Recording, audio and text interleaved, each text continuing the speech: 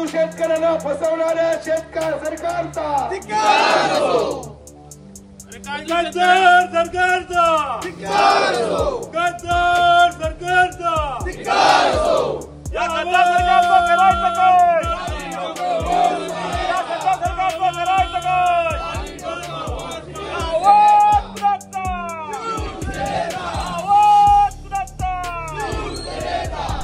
खरं तर शासनाने 9 तारखेला जी.आर. काढला आहे.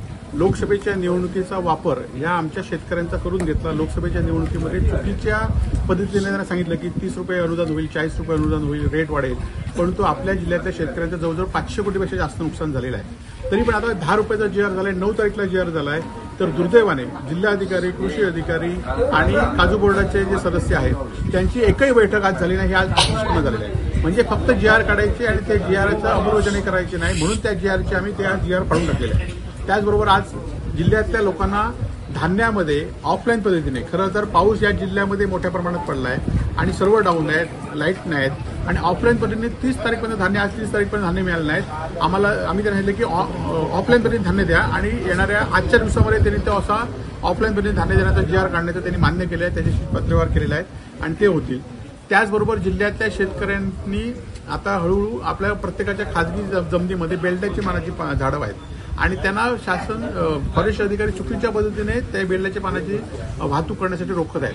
आम्ही त्यांना सांगितलं की फॉरेस्टची जर असेल तर फॉरेस्टचे तुमचे कर्मचारी त्यांच्या संरक्षणासाठी पगार देते पोलीस फॉरेस्टच्या कर्मचाऱ्यांना, आणि खाजगी जमिनीत असेल तर आम्ही ते खपवून घेतलं जाणार नाही. खाजगी व्यवस्थेची बेल्टाची पानाची झाडाची पानं आहेत ती लोकांना रोजगार निर्माण करणारी आहे. स्थानिक लोकांना काहीतरी रोजगार त्यातनं मिळेल, तो अनुदान घेतला. परंतु काजूच्या संदर्भात, इन्शुरन्स संदर्भात ज्या सतीश सावंत साहेबांनी सांगितल्याप्रमाणे जर या संदर्भात येणाऱ्या पुढच्या 28 ऑगस्टमध्ये कारवाई झाली तर पुन्हा आमचं, आज आम्ही शिवसेनेच्या वतीनं आणलेलो, पुढच्या वर्षी आम्ही शेतकऱ्यांना आवाहन करू आणि मोठा मोर्चा या ठिकाणी काढणार आहोत. आपण बघितलं असाल की 9 तारखेला जी.आर. आल्यानंतर त्याच्या बैठका झाल्या पाहिजेत.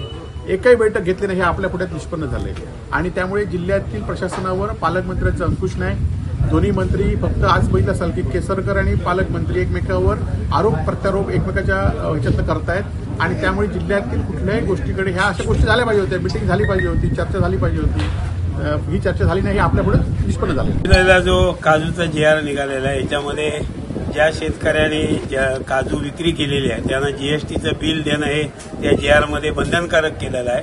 यामध्ये आज शिवसेना शिष्टमंडळाने मागणी केलेली आहे शासनाकडे की ज्या ज्या सातबारावर काजूची नोंद आहे आणि ज्यांनी राज्य आणि केंद्राकडे काजूचा विमा भरलेला आहे अशा शेतकऱ्यांना सरसकट 50 रुपयाचं अनुदान हे त्यांच्या खात्यामध्ये जमा करावं आणि तशा प्रकारे जी.आर.मध्ये बदल करावा. दुसरा, सहहिस्सेदारांचं जे काही संमतीपत्र आहे ते सुद्धा शिथिल करण्याची मागणी केलेली आहे. एकंदरीत ह्या जी.आर.मध्ये शेतकऱ्यांना अनुदान देण्याच्या दृष्टिकोनातून ज्या काही जाचक होत्या ह्या जाचक रद्द करण्यासाठीच आजची निदर्शनं होती.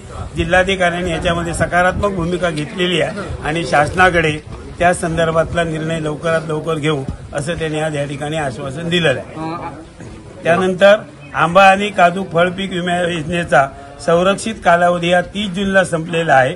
1 जुलैला फळपीक विम्याचे पैसे देणे शासनावर बंधनकारक आहे. अद्यापही त्यांनी पैसे दिलेले नाहीये.